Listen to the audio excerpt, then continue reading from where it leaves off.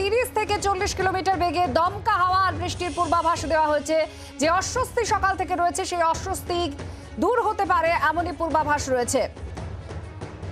কিছুক্ষণের মধ্যেই কলকাতায় 30 থেকে 40 কিলোমিটার বেগে দমকা হাওয়া বইতে পারে, বৃষ্টি হতে পারে এমনই পূর্বাভাস। অয়ন ঘোষাল আমাদের প্রতিনিধি আমাদের সঙ্গে রয়েছে। অয়ন, কি পূর্বাভাস রয়েছে ঝড় বৃষ্টির?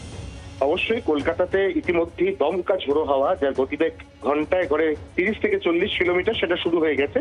তার সঙ্গে কলকাতায় বজ্রবিদ্যুৎ সহ বৃষ্টি আসছে এমনটাই আলিপুর আবহাওয়া দপ্তর জানাচ্ছে, এবং ইতিমধ্যে কলকাতার আকাশের একটা বড় অংশ কালো মেঘে ছেয়ে গেছে এবং ইতিমধ্যেই কোথাও না কোথাও বিক্ষিপ্তভাবে ফোঁটা ফোঁটা বৃষ্টি শুরু হয়েছে।